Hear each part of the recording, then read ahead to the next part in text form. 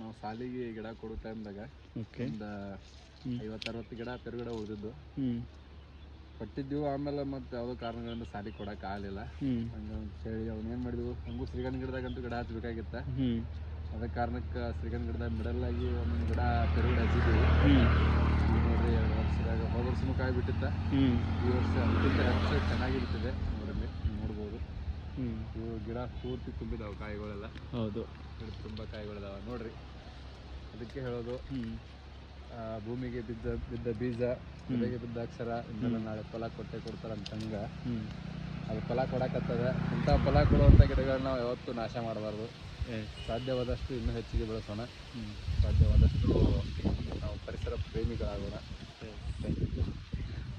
ಇಲ್ಲಿ ನೀವು ನೋಡ್ಬೋದು, ಇಲ್ಲಿ ಬಂದು ಪಕ್ಷಿ ಕೂಡ ಇಲ್ಲಿ ಪಕ್ಷಿಗಳಿಗೆ ಆಗ್ತಾವು.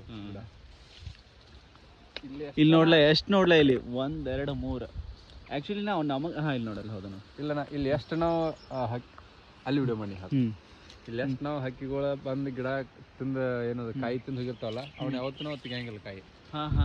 ಅವು ಅಲ್ಲೇ ಇರ್ತಾವ. ಅಂದ್ರೆ ಅವು ಒಂದ್ಸಲ ಕಡ್ದು ಹೋಗಿರ್ತಾವ. ನಾವು ಇಲ್ಲಿ ಯಾರ ಬರೋಣ ಹಾರಕ್ಕವಲ್ಲ, ಮತ್ತೆ ಬಂದ ಪೂರ್ತಿ ಹಣ್ಣೆಲ್ಲ ಖಾಲಿ ಆಗೋತಕ್ಕ ತಿಂತಾವ.